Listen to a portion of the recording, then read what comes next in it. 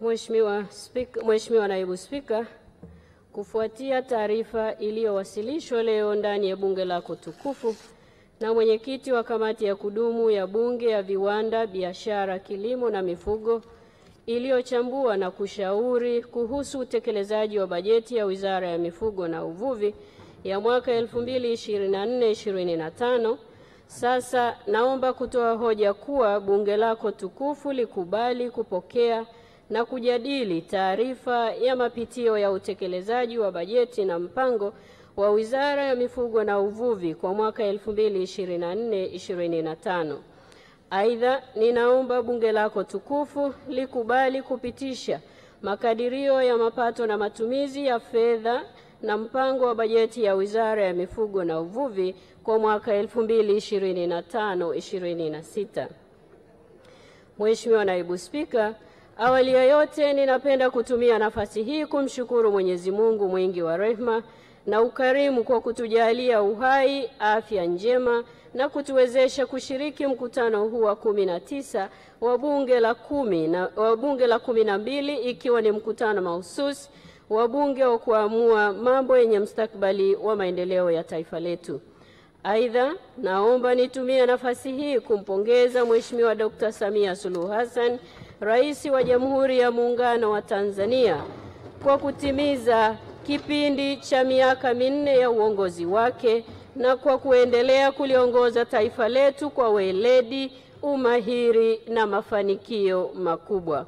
Mheshimiwa Naibu Spika, ninatoa pongezi zangu za dhati kwa viongozi wakuu wa serikali akiwemo Mheshimiwa Dr. Philip Isdori Mpango, Makamu wa Rais wa Jamhuri ya Muungano wa Tanzania, Mheshimiwa Dr. Hussein Ali Mwinyi, Rais wa Zanzibar na Mwenyekiti wa Baraza la Mapinduzi, Mheshimiwa Kassim Majaliwa, Waziri Mkuu wa Jamhuri ya Muungano wa Tanzania na mbunge wa jimbo la Ruangwa, na Mheshimiwa Doto Mashaka Biteko, Naibu Waziri Mkuu wa Jamhuri ya Muungano wa Tanzania na Waziri wa Nishati na mbunge wa jimbo la Bukombe, kwa utendaji wao wa kizalendo na uliotukuka ambao unamwezesha Mheshimiwa Rais na kipenzi cha Watanzania kuendelea kutoa mchango wake muhimu kwa maendeleo na ujenzi wa taifa letu, na hivyo kumfanya ang'are kiongozi katika duru za kitaifa na kimataifa.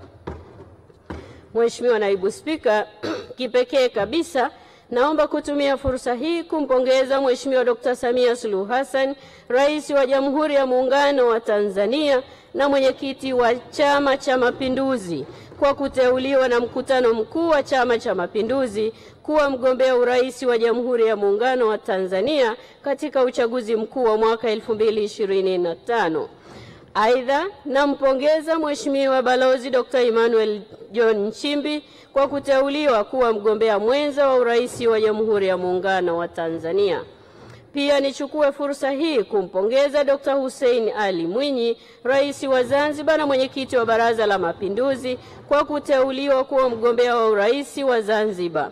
Mwenyezi Mungu awajalie afya njema, na kwa niaba ya wavuvi na wafugaji wote nchini, napenda kuahidi kuwa tutaendelea kuwaunga mkono katika uchaguzi mkuu wa Oktoba 2025.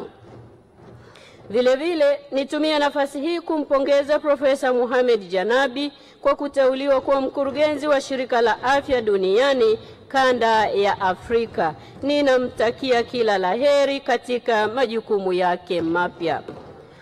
Mheshimiwa Naibu Spika, napenda kumpongeza sana Mheshimiwa Spika wa Bunge la Jamhuri ya Muungano wa Tanzania kwa kuendelea kuliongoza vyema na kwa umahiri mkubwa Bunge la Jamhuri ya Muungano wa Tanzania, jambo ambalo ni moja ya sababu zilizofanya aaminiwe na kuchaguliwa kuwa rais wa 31 wa Umoja wa Mabunge Duniani, ikiwa yeye ni mwanamke wa kwanza kutoka katika bara la Afrika na mwanamke wa 3 duniani kushika nafasi hii muhimu yenye majukumu makubwa na madaraka mazito.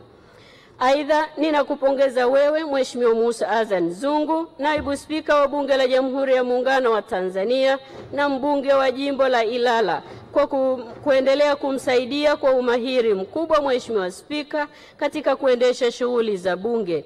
Pia nawapongeza wenye viti wote wa bunge pamoja na wenye viti wa kamati mbalimbali za kudumu za bunge kwa kuendelea kuongoza kamati zao katika kusimamia na kuishauri serikali ipasavyo.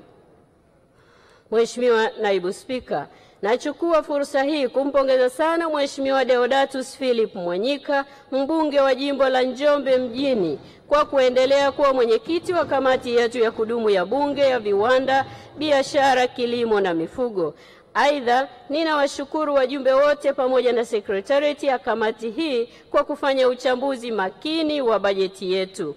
Ushauri wenu umewezesha wizara kufanya maboresho stahiki na ya kimkakati. Hakika, Mheshimiwa Naibu Spika, mnayo kamati ambayo ni msaada mkubwa kwetu na kwa taifa letu. Kwa upande wetu, tunaahidi kuendelea kuipatia kamati yetu ushirikiano katika kutekeleza majukumu yao ya usimamizi na ushauri ili kuendeleza sekta za mifugo na uvuvi na kuongeza mchango wake katika uchumi wa taifa. Mheshimiwa Naibu Spika, naomba pia kutumia fursa hii adhimu kumshukuru kwa dhati mdogo wangu Mheshimiwa Alexander Pastori Mnyeti, mbunge na naibu waziri wa mifugo na uvuvi na mbunge wa jimbo la Misungwi, kwa umahiri wake mkubwa wa kuchapa kazi, ushauri wake mzuri na wa kizalendo na ubunifu. Hakika ushauri wake unatija kubwa ambao umetusaidia sote kwa pamoja kufanya maboresho yenye tija ya usimamizi wa sekta za mifugo na uvuvi. Napenda kuambia wananchi na hasa wajumbe wa mkutano mkuu kule jimbo la Misungwi walipata mwakilishi muhimu na makini sana. Waendelee kumshikilia, kazi yake ni njema sana. Mheshimiwa Naibu Spika, napenda pia kuwapongeza wataalamu wetu wakiongozwa na Profesa Riziki Silas Shemdoe, katibu mkuu wa Wizara ya Mifugo na Uvuvi. Ni katibu mkuu ambaye amevunja historia ya wengi, kwani ni katibu mkuu ambaye amehudumia wizara akiwa na mawaziri 8, akiwa na makatibu wakuu 10, lakini yeye yuko pale pale. Ni katibu mkuu mchapakazi, anaifanya kazi yake nzuri sana ya ushauri na kiutaalamu. Niwapongeze pia ndugu Abdul Rajab Muhinte, naibu katibu mkuu anayeshughulika na mifugo, na Dr. Edwin Paul Muhede, naibu katibu mkuu anayeshughulika na uvuvi. Hawa ndio nguzo ya Profesa Shemdoe na wanamsaidia kazi vizuri sana, kwa kuwa ni viongozi hodari sana na wanafanya kazi kubwa ya kuwaongoza na kuwasimamia wataalamu wetu kwa ufanisi. Pia ninawashukuru sana watumishi wote wizarani kwa utendaji na ushirikiano wanaotupatia katika kutekeleza majukumu yetu kikamilifu. Mheshimiwa Naibu Spika, katika utekelezaji wa majukumu yangu ambayo muda mwingi nipo nje nyumbani, usingekuwa rahisi bila maombi na dua njema kutoka kwa wapendwa wangu wa karibu.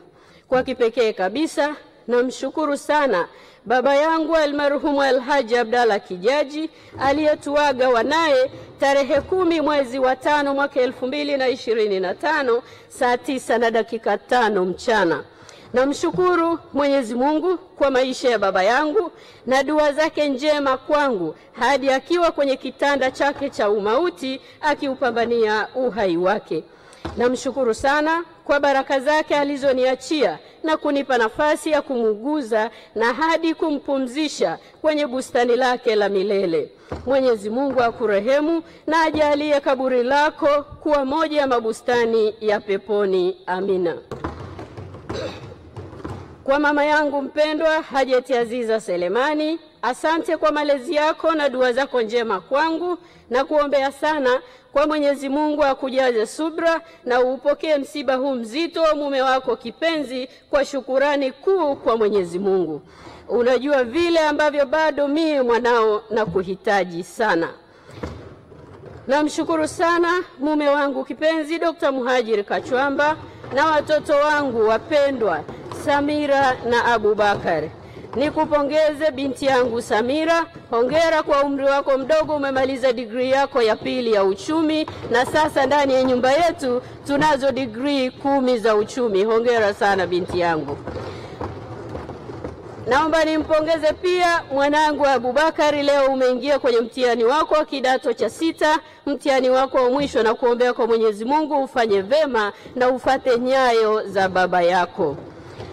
Asanteni sana kwa upendo wenu, uvumilivu na utayari wenu unaonipa ari ya kuendelea kuwahudumia Watanzania kwa moyo, uzalendo na weledi wangu wote. Vile vile niwashukuru sana viongozi wangu wa dini, ndugu jamaa na marafiki wote kwa kuendelea kuniombea kwa Mwenyezi Mungu aliyenijalia afya njema iliyoniwezesha kuendelea kulitumikia taifa letu. Nichukue fursa hii kuahidi Watanzania wote kwa ujumla kwamba nitaendelea kutekeleza majukumu yangu kwa uzalendo mkubwa na kwa kutanguliza mbele maslahi ya taifa letu. Mheshimiwa Naibu Spika, natambua pia mchango wa sekta binafsi unaojumuisha wawekezaji wakubwa na wadogo, wakiwemo wafugaji, wavuvi, wakuzaji viumbe maji, wachakataji wa mazao ya mifugo na uvuvi, wahifadhi wa mazingira na ekolojia na wadau wengine wote waliopo katika mnyororo wa thamani wa mazao ya mifugo na uvuvi. Pia ninapenda kuwashukuru washirika wetu wa maendeleo, taasisi za kifedha na asasi zisizo za kiserikali kwa kuendelea kutuunga mkono katika harakati za kuendeleza sekta za mifugo na uvuvi. Tunawashukuru sana na tunaahidi kuendelea kuwahudumia na kushirikiana nanyi. Mheshimiwa Naibu Spika, wakati tukiendelea na utekelezaji wa bajeti ya mwaka 2024-2025, wizara ilipokea kwa masikitiko makubwa taarifa za vifo vya viongozi na wanasiasa wakongwe ambao ni Mheshimiwa Dr. Faustin Engelbert Ndugulile aliyekuwa mbunge wa jimbo la Kigamboni na mkurugenzi mteule wa Shirika la Afya Duniani ukanda wa Afrika, Mheshimiwa Jaji Frederick Mwita Werema aliyewahi kuwa mwanasheria mkuu wa serikali na jaji wa Mahakama Kuu, Mheshimiwa Balozi Juma Volta Mwapachu aliyewahi kuwa katibu mkuu wa Jumuiya ya Afrika Mashariki na mwakilishi wa kudumu wa Tanzania katika Shirika la Umoja wa Mataifa la Elimu, Sayansi na Utamaduni, Mheshimiwa Tabita Siwale aliyewahi kuhudumu kwa nafasi ya mbunge na waziri wa kwanza mwanamke Tanzania, Mheshimiwa Profesa Philemon Sarungi aliyewahi kutumikia taifa letu kwa nafasi ya mbunge, mkuu wa mkoa na waziri katika wizara mbalimbali, na Mheshimiwa Cleopa David Msuya aliyewahi kuwa waziri mkuu wa Jamhuri ya Muungano wa Tanzania na makamu wa kwanza wa rais wa Jamhuri ya Muungano wa Tanzania. Ninatoa pole kwako wewe Mheshimiwa Naibu Spika na Mheshimiwa Spika na wabunge, familia, ndugu, jamaa na marafiki na Watanzania wote walioguswa na misiba hiyo. Mheshimiwa Naibu Spika, itakumbukwa kuwa tarehe 23 Januari mwaka 2025 kulitokea upepo mkali ndani ya Ziwa Rukwa ambapo wavuvi wetu 540 walifikwa na maafa. Kati ya hao wavuvi 531 waliokolewa, kutibiwa na kupona na wavuvi 9 walifikwa na umauti. Tunashukuru juhudi za pamoja baina ya vyombo vya serikali na wananchi wenyewe wakiwemo wavuvi zilizowezesha kufanikisha zoezi la uokozi. Nitumie fursa hii kuwapa pole jamii ya wavuvi na Watanzania wote waliopoteza ndugu, jamaa na marafiki kutokana na maafa hayo. Tutaendelea kuyaenzi maisha yote waliotenda, mema yote waliotenda wakiwa hai, ikiwa ni sehemu ya mchango wao wa ujenzi wa taifa letu, na tunawaombea marehemu wote kwa Mwenyezi Mungu aziweke roho zao mahali pema peponi. Amina. Mheshimiwa Naibu Spika, baada ya maelezo haya ya awali, naomba sasa kuwasilisha taarifa ya utekelezaji wa mpango na bajeti ya mwaka 2024-2025 na mpango na bajeti ya fungu 99 la Wizara ya Mifugo na Uvuvi kwa mwaka 2025-2026 kama ilivyo kwenye kitabu cha hotuba yangu. Mheshimiwa Naibu Spika, na tuangalie hali halisi ya ujumla katika sekta zetu za mifugo na uvuvi. Mheshimiwa Naibu Spika, sekta ya mifugo imeendelea kuwa sekta muhimu katika maendeleo ya wananchi na uchumi wa taifa letu. Katika mwaka 2020-2023, sekta ya mifugo ilichangia 6.2% ya pato la taifa na kukua kwa 5%. Aidha, sekta hii inatoa ajira kwa kaya milioni 4.6 katika mnyororo wa thamani wa mazao ya mifugo. Sekta hii imekuwa na mchango mkubwa katika uzalishaji wa malighafi za viwanda na kuchangia ongezeko la upatikanaji wa fedha za kigeni kupitia mauzo ya mazao ya nyama na ngozi nje ya nchi. Mheshimiwa Naibu Spika, katika mwaka 2024-2025, serikali imeendelea kuhamasisha na kusimamia uzalishaji wa mifugo ya aina mbalimbali nchini. Hatua hii imechangia kuongezeka kwa thamani ya mifugo kutoka shilingi trilioni 30 bilioni 489,866,668 kwa mwaka 2023-2024 hadi shilingi trilioni 33 bilioni 216,845,677,000 kwa mwaka 2024-2025 kwa makundi yote ya mifugo. Ongezeko hili limetokana na kuongezeka kwa idadi ya mifugo katika kipindi cha marejeo. Mathalan, idadi ya ng'ombe imeongezeka kwa 3.4%, idadi ya mbuzi imeongezeka kwa 3.6% na idadi ya kondoo imeongezeka kwa 9.66%. Mheshimiwa Naibu Spika, serikali imeendelea kuhamasisha uzalishaji wa mazao ya mifugo ambapo uzalishaji wa nyama umeongezeka kwa 9.4% kutoka tani 963,856.55 zenye thamani ya shilingi trilioni 9.48 mwaka 2023-2024 hadi tani milioni 1.05 zenye thamani ya shilingi trilioni 10.38 mwaka 2024-2025. Katika mwaka 2024-2025, kiasi cha nyama ya ng'ombe kilichozalishwa ni tani 666,227.02. Nyama ya mbuzi ni tani 1,100,000 na 14.29. Nyama ya kondoo tani 31,647.60. Nyama ya kuku ni tani 147,449.98. Aidha, ongezeko hilo limechangiwa na wafugaji kuhamasika kuvuna mifugo yao, kuimarika kwa udhibiti wa magonjwa, uboreshaji wa mbari za mifugo na kukua kwa soko la nyama la ndani na nje ya nchi yetu. Haya ni matokeo chanya ya utayari na jitihada za dhati za mfugaji namba 1 nchini na Rais wa Jamhuri ya Muungano wa Tanzania Dr. Samia Suluhu Hassan aliamua kuzipa kipaumbele sekta za uzalishaji tangu alipoingia madarakani miaka 4 iliyopita. Mheshimiwa Naibu Spika, Wizara kupitia Bodi ya Maziwa Tanzania imeendelea kuhamasisha ufugaji bora wa ng'ombe wa maziwa, hali iliyopelekea ongezeko la uzalishaji wa maziwa kutoka lita bilioni 3.97 zenye thamani ya shilingi trilioni 3.18 mwaka 2023-2024 hadi kufikia lita bilioni 4.01 mwaka 2024-2025 zenye thamani ya shilingi trilioni 3.21, sawa na ongezeko la 1%. Ongezeko la uzalishaji wa maziwa limechangiwa na utoaji elimu ya ufugaji bora wa ng'ombe wa maziwa kibiashara pamoja na kuongezeka kwa ng'ombe wa maziwa kutoka milioni 1.32 kwa mwaka uliopita hadi ng'ombe milioni 1.41 mwaka 2024-2025.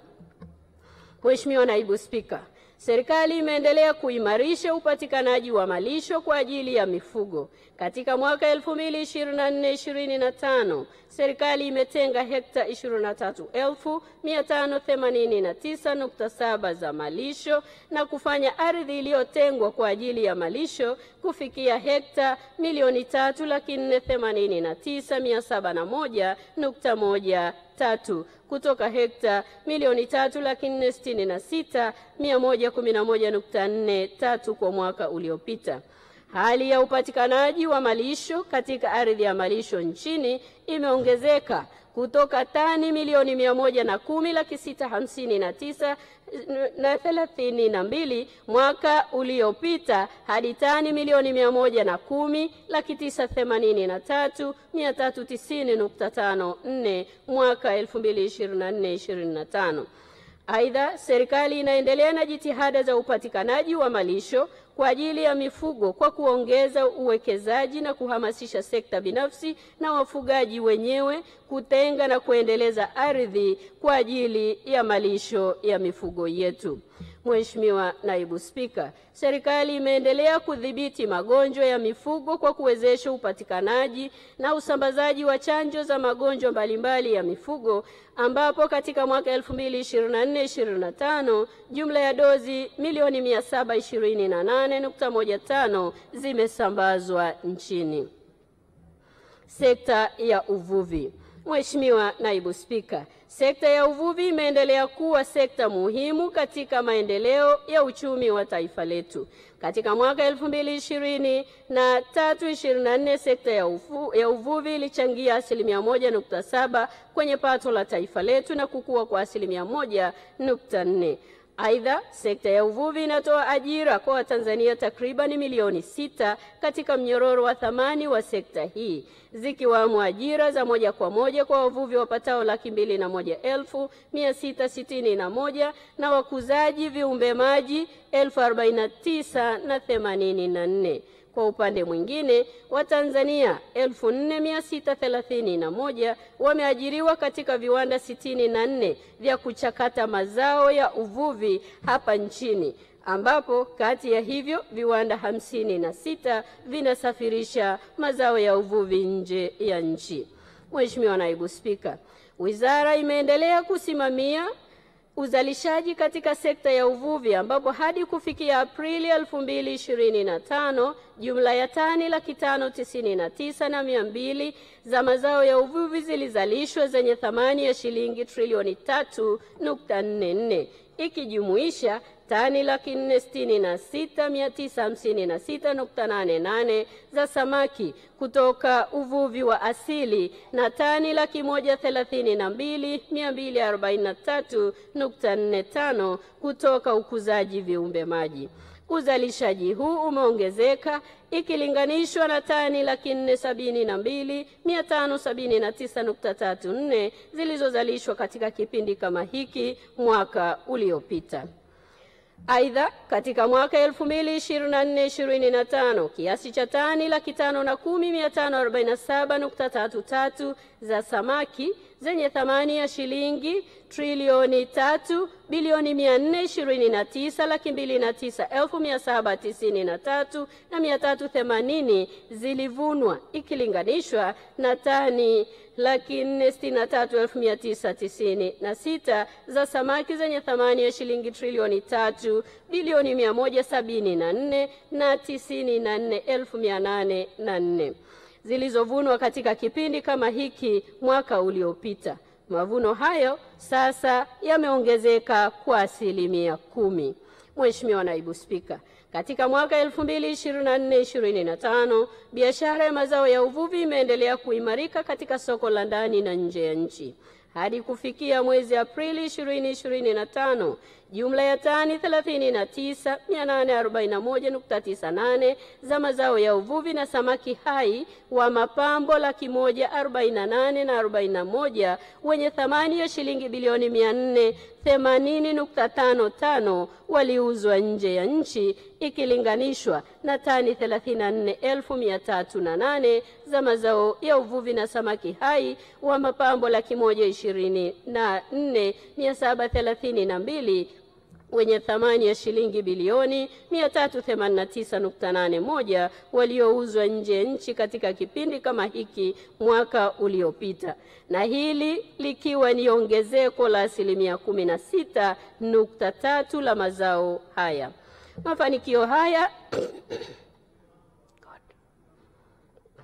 Mafanikio hayo yametokana na juhudi za dhati zinazofanywa na Mheshimiwa Rais wetu wa Jamhuri ya Muungano wa Tanzania, Dr. Samia Suluhu Hassan, ya kuiwezesha sekta hii, hususan kuwapatia wavuvi wetu boti na vifaa vyake vya kisasa. Tunakushukuru sana Mheshimiwa Rais wetu. Mheshimiwa Naibu Spika, na sasa tuangalie utekelezaji wa mpango na bajeti kwa mwaka 2024-2025. Mheshimiwa Naibu Spika, katika mwaka 2024-2025 fungu 99 lilitengewa jumla ya shilingi bilioni 460,333,602,000. Kati ya fedha hizo, kiasi cha shilingi bilioni 97,215,432,000 kilitengwa kwa ajili ya matumizi ya kawaida, na kiasi cha shilingi bilioni 363,118,170,000 kilitengwa kwa ajili ya matumizi ya maendeleo. Hadi Aprili 2025, jumla ya shilingi bilioni 131,996,236,286.44 zimetolewa, sawa na 28.67% ya bajeti yote iliyotengwa. Matumizi ya kawaida. Mheshimiwa Naibu Spika, katika bajeti ya mwaka 2024-2025, Wizara ya Mifugo na Uvuvi iliidhinishiwa kutumia shilingi bilioni 97,215,432,000 kwa ajili ya matumizi ya kawaida. Kati ya fedha hizo, shilingi bilioni 44,847,492,000 ni matumizi ya mishahara, na shilingi bilioni 52,367,940,000 ni matumizi mengineyo. Aidha, hadi Aprili 2025, shilingi bilioni 53,226,229,752.59 zimepokelewa, sawa na 54% ya bajeti ya matumizi ya kawaida. Kati ya fedha hizo, shilingi bilioni 31,941,441,661.2 sawa na 71.31 ni kwa ajili ya mishahara, na shilingi bilioni 21,228,188,91.39 sawa na 40.65 ni kwa ajili ya matumizi mengineyo. Miradi ya maendeleo. Mheshimiwa Naibu Spika, katika bajeti ya mwaka 2024-2025, Wizara ya Mifugo na Uvuvi iliidhinishiwa shilingi bilioni 363,118,170,000 kwa ajili ya kutekeleza miradi ya maendeleo.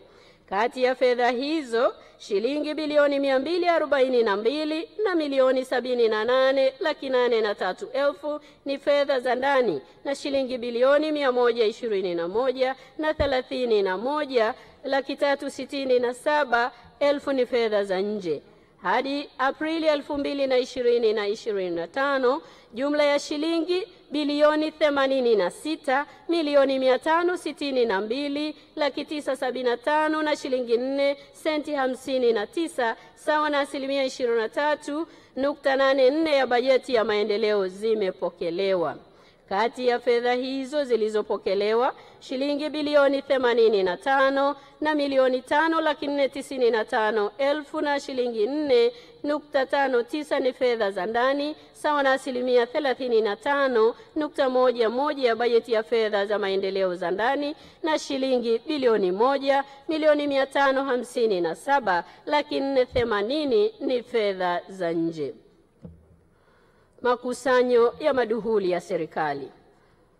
Mheshimiwa Naibu Spika, katika mwaka 2024-2025 Wizara ya Mifugo na Uvuvi ilipangiwa kukusanya maduhuli ya shilingi bilioni 69,105,000 ambapo sekta ya uvuvi ilipaswa kukusanya shilingi bilioni 33 na sekta ya mifugo shilingi bilioni 36 na milioni 105.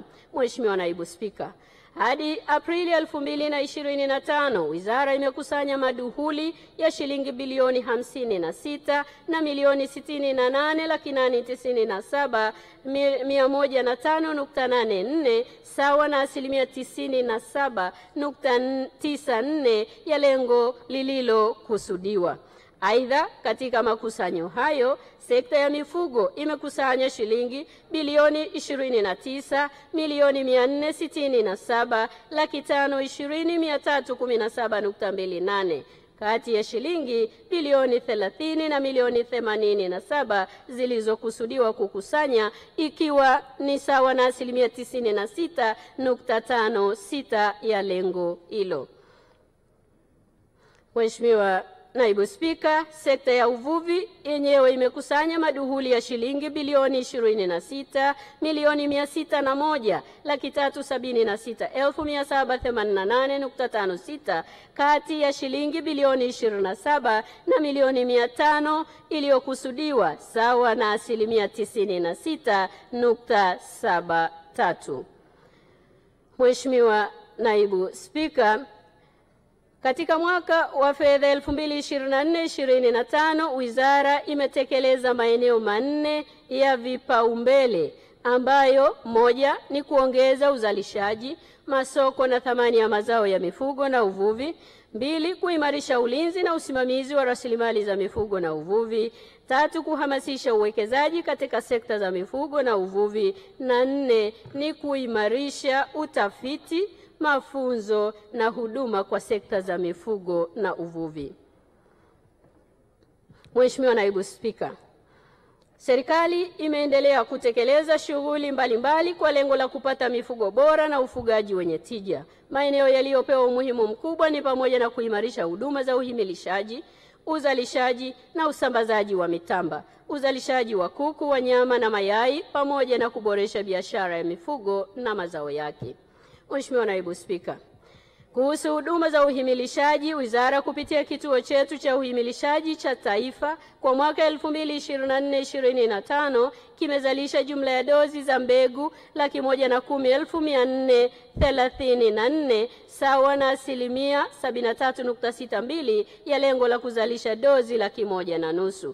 Aidha, kati ya dozi hizo zilizozalishwa, dozi 92,587 zimesambazwa kwa wafugaji kwa ajili ya kuhimilisha mifugo yao.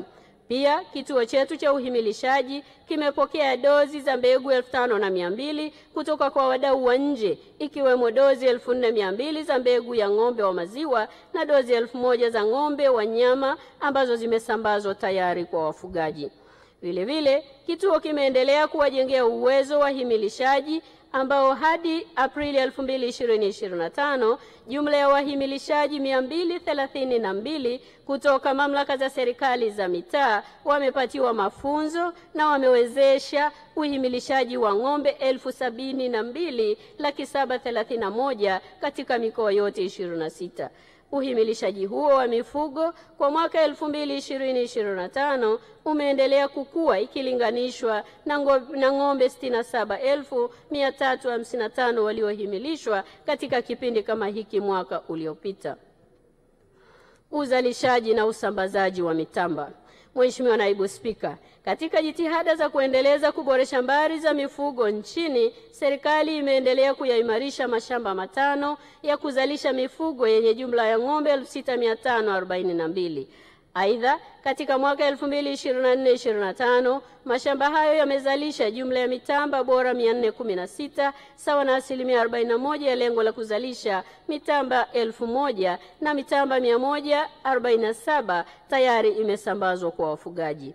Pia mashamba ya watu binafsi 8 yamezalisha mitamba bora 3,066 na tayari mitamba 2,893 imesha sambazwa.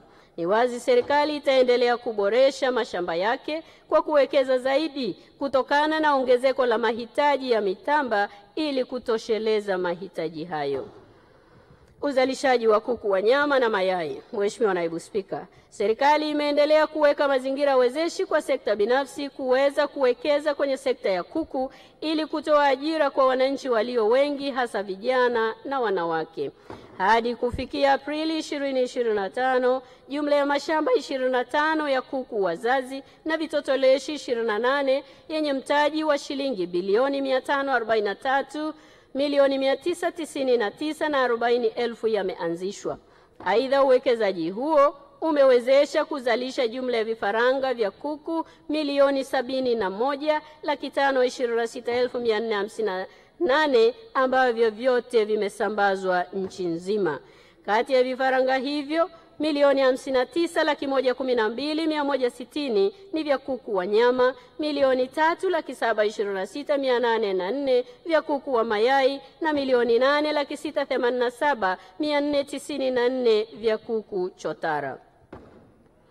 Mheshimiwa Naibu Spika, kutokana na uwekezaji uliofanyika kwenye mashamba ya kuzalishia vifaranga nchini umepelekea kupungua kwa uingizaji wa vifaranga vya kuku wazazi kutoka milioni 1.37 mwaka 2023-24 hadi vifaranga milioni 1.16 kwa mwaka 24-25. Aidha, mauzo ya vifaranga kwenda nje ya nchi yamepungua pia kutoka vifaranga milioni 2,701,429 mwaka 2023-24 hadi vifaranga milioni 1.91 kwa mwaka 2024-25. Upungufu wa mauzo ya vifaranga nje ya nchi umetokana na kuimarika kwa soko la ndani, hususan uanzishwaji wa mashamba makubwa yanayofuga kuku kibiashara. Na wapongeza sana wawekezaji wetu wa mashamba haya ambao wameendelea kuwekeza na kuwahudumia Watanzania. Biashara ya mifugo na mazao yake. Mheshimiwa Naibu Spika, hadi Aprili 2025 jumla ya ng'ombe milioni 3.41, mbuzi na kondoo milioni 3.33 wenye thamani ya shilingi trilioni 3.7 waliuzwa katika minada mbalimbali hapa nchini ikilinganishwa na ng'ombe milioni 2.96 na mbuzi na kondoo milioni 2.83 waliokuwa na thamani ya shilingi trilioni 3.4 waliouzwa kwa mwaka wa fedha uliopita.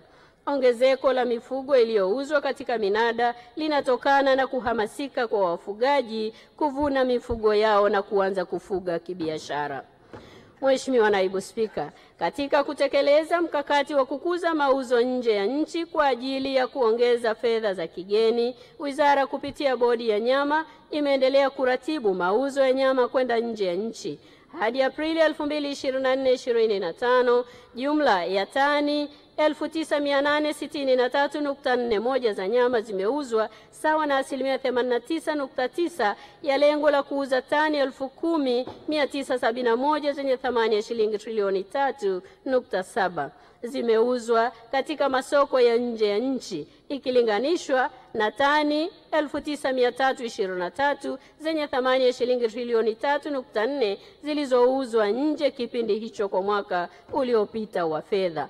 Mauzo kwa mwaka 2024-25 yameongezeka kwa 5.75%.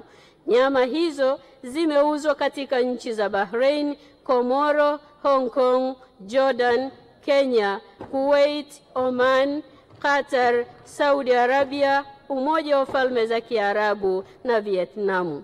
Kipekee kabisa tunamshukuru Daktari Samia Suluhu Hassan kwa kuendelea kufungua milango ya taifa letu na sisi kuweza kuyafikia masoko haya. Kuhusu upatikanaji wa maji, malisho na vyakula vya mifugo. Mheshimiwa Naibu Spika, katika mwaka 2024-25 Wizara imeendelea kuchukua hatua madhubuti za kuimarisha upatikanaji wa maji kwa mifugo, ambapo imefanikiwa kukamilisha ujenzi wa mabwawa 4 ya Bukabwa kule Butiama, Kihumbu kule Bunda, Isulamilomo kule Nsimbo na Kweni Kwembe kule Kilindi. Mabwawa haya yana uwezo wa kuhifadhi wastani wa lita milioni 120 za maji kila moja, yanayotosheleza kunywesha uniti za mifugo takribani 100,000 kwa mwaka. Utekelezaji wa kazi za ujenzi wa mabwawa haya umeongeza upatikanaji wa maji kwa mifugo, hivyo kuchangia katika ustawi wa mifugo katika maeneo yetu. Mheshimiwa Naibu Spika, katika kuimarisha uzalishaji na utendaji kazi katika mashamba ya serikali ya kuzalisha malisho na mbegu, katika mwaka 2024-2025, Wizara imekamilisha ujenzi wa ghala katika shamba la malisho lililopo katika kituo cha Taliri Mpwapwa kwa ajili ya kuhifadhia malisho na mbegu za malisho. Vile vile, ujenzi wa ghala katika shamba la mbegu za malisho Vikuge Kibaha unaendelea na umefikia 60%. Huku katika shamba la mbegu za malisho la Langwira Mbarali ujenzi ukiwa umefikia 45%. Utatuzi wa migogoro baina ya wafugaji na watumiaji wengine wa ardhi. Mheshimiwa Naibu Spika, mahusiano mazuri baina ya wafugaji na watumiaji wengine wa ardhi ni nyenzo muhimu katika uzalishaji, ustawi na maendeleo ya sekta ya mifugo. Ili kuimarisha mahusiano hayo, Wizara imeendelea kuchukua hatua mbalimbali ikiwemo kuwajengea uwezo wafugaji kuhusu umuhimu wa kumiliki na kuendeleza ardhi za malisho na ufugaji wenye tija. Wizara inaendelea kutekeleza mpango wa mashamba darasa ya malisho na kushiriki katika utekelezaji wa kampeni ya Tutunzane kule Mvomero, Morogoro. Kampeni hii ilizinduliwa na Mheshimiwa Dr. Samia Suluhu Hassan, Rais wa Jamhuri ya Muungano wa Tanzania, tarehe 3 Agosti 2024 kwa lengo la kuhamasisha wafugaji kumiliki ardhi kwa ajili ya malisho, kuendeleza ardhi zao za malisho na kwa kuotesha malisho na kuzingatia hifadhi ya mazingira. Wizara imewezesha kampeni hiyo kwa kutoa jumla ya kilo 15,000 za mbegu za malisho aina ya Junkao na kilo 527 za mbegu za malisho aina ya Rhodes kwa wafugaji katika maeneo mbalimbali nchini. Uendelezaji wa rasilimali za vyakula vya mifugo. Mheshimiwa Naibu Spika, Wizara imeendelea kuboresha mazingira ya biashara ya vyakula vya mifugo pamoja na kuhamasisha sekta binafsi kuwekeza katika usindikaji wa vyakula vya mifugo. Katika mwaka 2024-2025, jumla ya tani 720,000 za vyakula vya mifugo zenye thamani ya shilingi trilioni 1.15 zilizalishwa ikilinganishwa na tani 380,000 kwa mwaka 2023-2024, sawa na ongezeko la 89.47. Utekelezaji wa programu ya Jenga Kesho Iliyo Bora ya Maisha. Mheshimiwa Naibu Spika, kupitia maono makubwa na upendo wa Dr. Samia Suluhu Hassan, Rais wa Jamhuri ya Muungano wa Tanzania, Wizara inaendelea kutekeleza programu ya Jenga Kesho Iliyo Bora ya Maisha kwa vijana ili kuwawezesha kujiajiri kupitia uwekezaji katika shughuli za ufugaji nchini. Kupitia programu hiyo, jumla ya vikundi 20 vyenye vijana 106 wamepatiwa ekari 1761 katika ranchi ya Kagoma na kupewa mkopo usio na riba wa jumla ya shilingi milioni 934,231 kupitia Benki ya Maendeleo ya Kilimo Tanzania kwa ajili ya kuendesha shughuli za unenepeshaji ng'ombe. Hadi Aprili 2025, jumla ya ng'ombe 627 wenye thamani ya shilingi milioni 455,440,000 walinunuliwa kwa wastani wa shilingi 720,000 kwa kila ng'ombe na kunenepeshwa. Kati ya ng'ombe hao 452 wenye thamani ya shilingi milioni 402,280,000 waliuzwa kwa wastani wa shilingi 890,000 kwa kila ng'ombe na kupatikana kwa faida ya shilingi 76,840,000 ikiwa ni wastani wa faida ya shilingi 170,000 kwa kila ng'ombe kwa kijana kwa muda wa miezi mitatu tu. Hakika tumeanza na kazi inaendelea. Vijana wetu, kaeni mkao wa kazi, kwani utajiri upo kwenye mifugo. wa magonjwa ya mifugo. Mheshimiwa Naibu Spika, serikali imeendelea kudhibiti magonjwa yanayovuka mipaka kwa kusimamia na kuratibu shughuli za uchanjaji wa mifugo. Hadi Aprili 2025, jumla ya dozi milioni 398.75 za chanjo mbalimbali za mifugo zimetumika kuchanja mifugo yetu dhidi ya magonjwa 13 ya kipaumbele.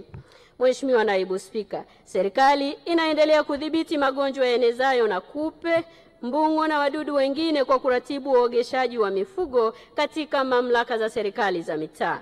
Hadi Aprili 2025, jumla ya michovyo bilioni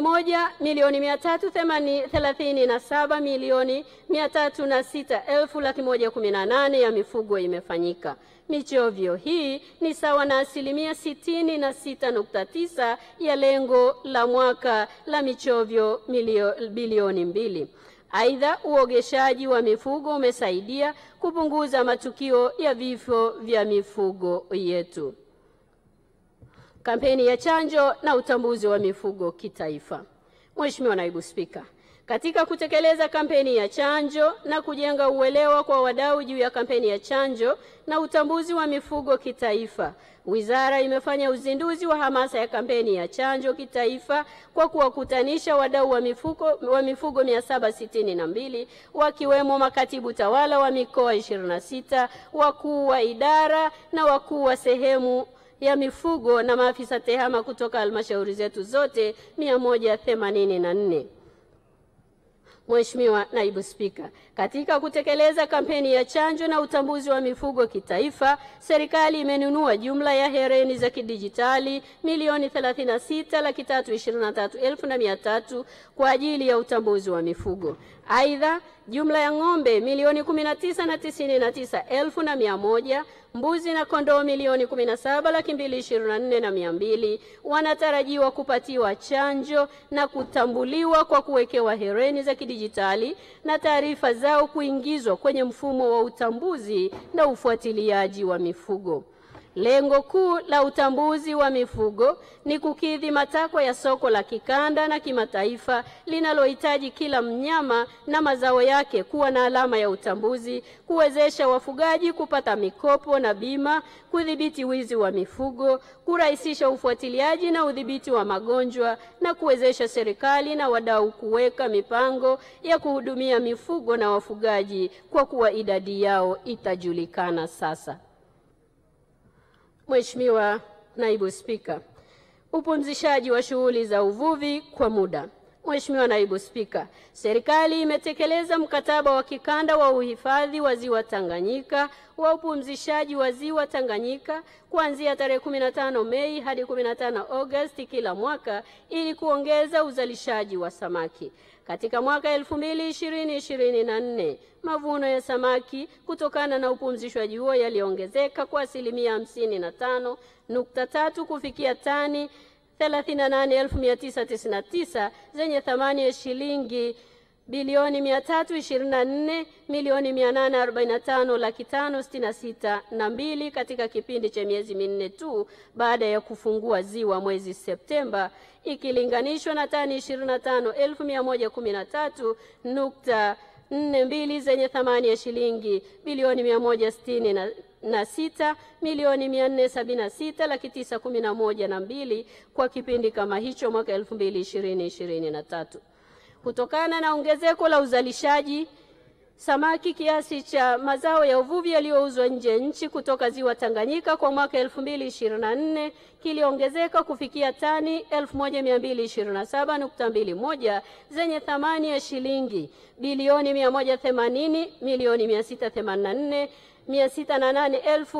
180,184,608,011.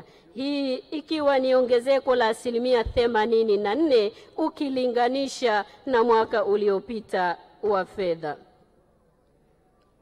Mheshimiwa Naibu Spika, kutokana na uzoefu na mafanikio yaliyopatikana kwa kupumzisha Ziwa Tanganyika, Wizara kwa kushirikiana na halmashauri ya Bukoba vijijini pia imepumzisha Ziwa Ikimba Kagera kwa muda wa miezi 6 kuanzia tarehe 12 Aprili mpaka tarehe 12 Septemba 2025.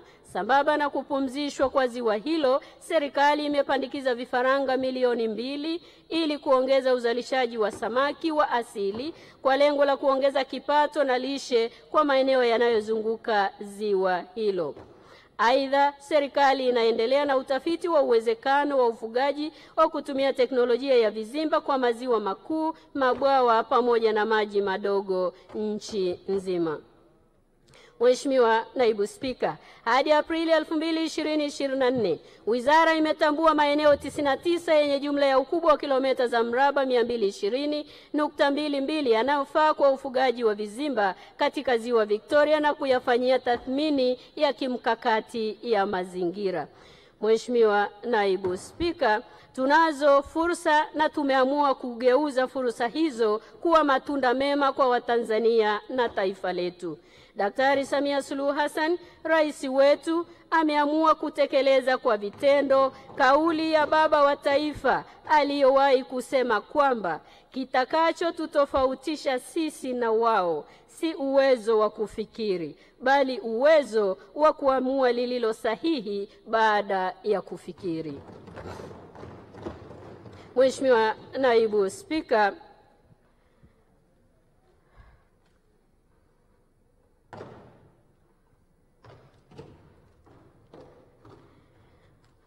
Mheshimiwa Naibu Spika, nimesikia kengele ya kwanza imegongwa. Naomba kwa ridhaa yako taarifa yangu yote iingie kwenye Hansard kama ilivyowasilishwa. Mheshimiwa, umebakiwa na dakika 8. Sawa, Mheshimiwa Naibu Spika, naomba sasa niende kwenye mpango na bajeti kwa mwaka 2025-26. Mheshimiwa Naibu Spika, mpango na bajeti ya fungu 29 kwa mwaka 2025-26 umeandaliwa kwa kuzingatia miongozo mbalimbali kama ambavyo tumekuwa tukifanya miaka yote. Mheshimiwa Naibu Spika, katika mwaka huu mpango na bajeti ya Wizara ya Mifugo na Uvuvi utatekelezwa kupitia vipaumbele vifuatavyo: 1. Kuongeza uzalishaji, masoko na thamani ya mazao ya mifugo yetu pamoja na uvuvi, kuimarisha ulinzi na usimamizi wa rasilimali za mifugo na uvuvi, kuhamasisha uwekezaji katika sekta za mifugo na uvuvi na kuimarisha utafiti, mafunzo na huduma kwa sekta za mifugo na uvuvi. Mheshimiwa Naibu Spika, kupitia fungu 99 tumepangiwa kukusanya jumla ya shilingi bilioni 74,105,000 na elfu moja. Kati ya kiasi hiki shilingi bilioni 38 na milioni 300 zinatarajiwa kukusanywa kupitia sekta ya mifugo na uvuvi, sekta ya mifugo, na shilingi bilioni 35 milioni 805 na elfu moja kupitia sekta ya uvuvi. Mheshimiwa